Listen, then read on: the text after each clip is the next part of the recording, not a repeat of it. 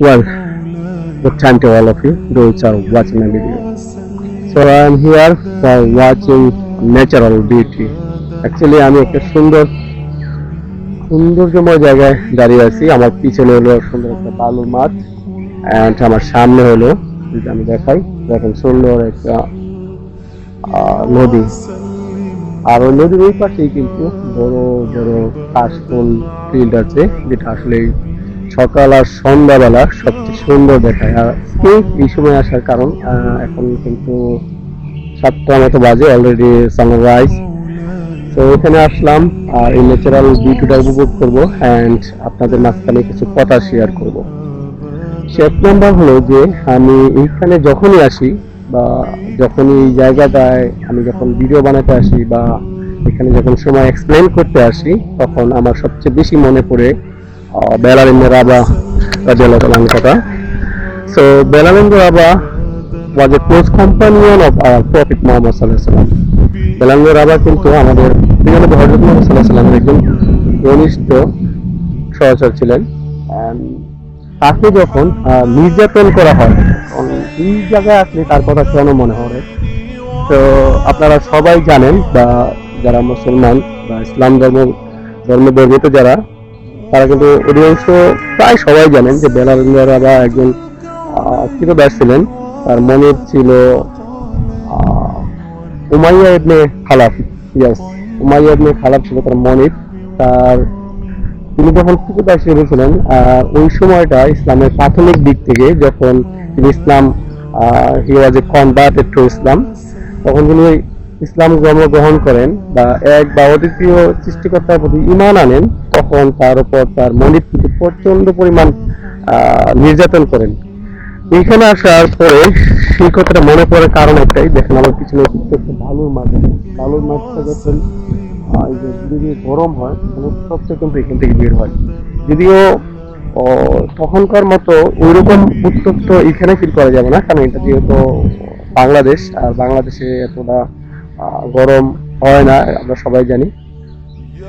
তো রোদের তাপও কিন্তু এত বেশি না। তো এইখানে আসলে ওনার কথা মনে পড়ার কারণ একটাই, যে এইরকম একটা বালুর মাঠে, এরকম বলতে আমি বোঝাচ্ছি যে বালুর মাঠটাই, তো বালুর মাঠের উপরে, উত্তপ্ত বালুর মাঠের উপরে শুয়ে তার বুকের উপর পাথর দিয়ে নির্যাতন করা হতো।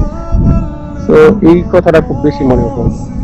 তো বেলালেন্দ্র রাবা পরবর্তীতে কিন্তু অনেক সম্মানিত একটা ব্যক্তি হিসাবে গণিত হন, কারণ তিনি কিন্তু তার ফেথ, তার বিশ্বাসের কারণে তিনি কিন্তু এতটা ফেমাস হয়েছিলেন।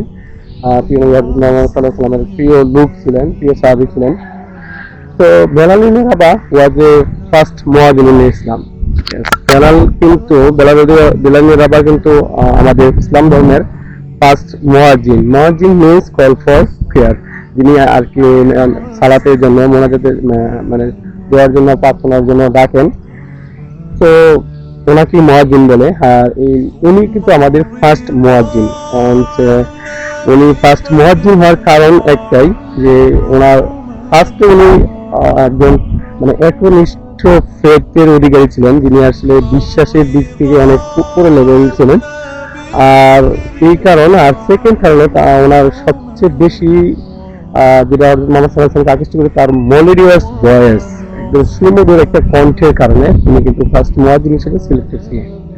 এর পরবর্তীতে ওনার উপর উনি অনেকগুলো যুদ্ধে অংশগ্রহণ করেন। ওনার হিস্ট্রি, লাইফ হিস্ট্রি কিন্তু অনেক বড়, এবং ওনার লাইফ হিস্ট্রি থেকে অনেক কিছু শেখার আছে। তো ওনার পরিচয় দিতে গেলে বলবো, উনি বেলালেন্দ্র রাবা, ওনার বাবার নাম কিন্তু রাবা, ওনার মায়ের নাম কিন্তু উমাইয়া, ওনার মায়ের নাম তো উমামা। উমামা, ভুলে গেছিলাম, ওনার মায়ের নাম হলো উমামা। আর ওনার বাবা কিন্তু আরাবিয়ান ছিলেন, ওনার মনিব ছিল উমাইয়া ইবনে খালাফ। পরবর্তী যখন আবু বকর রাদিয়াল্লাহু আনহু ওনাকে মুক্ত করে নিয়ে আসেন, এর পরবর্তীতে তিনি মুয়াজ্জিন হিসেবে নিযুক্ত হন। সো ওনার লাইফ হিস্ট্রিটা একটু অনেক অন্যরকম, মানে ওনার লাইফ হিস্ট্রি থেকে অনেক কিছু শেখার, প্রত্যেকটা সাহাবীর লাইফ হিস্ট্রি থেকে অনেক কিছু শেখার আছে, আমাদেরকে জানতে হবে প্রত্যেকটা সাহাবী। এবং কি একজন সাহাবীর কথা আমার সবচেয়ে বেশি মনে পড়ে, আমি আজকে আপনাদের মাঝখানে কোশ্চেন রাখতে চাই, যিনি অনেকগুলো যুদ্ধে অংশগ্রহণ করেছেন, বাট ওনার ইচ্ছা ছিল মানে যুদ্ধে শহীদ মৃত্যুবরণ করা, কিন্তু আনফরচুনেটলি সৃষ্টিকর্তা ওনাকে সেই সুযোগটা দেন নাই। উনি তার গৃহে মৃত্যুবরণ করেন। শিব সাহাবীর নামটা কি যদি আপনারা জানেন তাহলে আমার এই ভিডিওর কমেন্ট বক্সে অবশ্যই কমেন্ট করবেন। So actually I have came here for watching natural beauty and look at that surround of me. There are a lot of different kind of things. There is a big planted, there is a tall grasses field, and in front of me here is a river. It's this normal thing, but it's really a quiet place, and I am here for. Oh, so I'm really happy to be here because I'm getting natural, I'm getting fresh air. Yes. So thank you very much. Thank you for watching my video. See you again.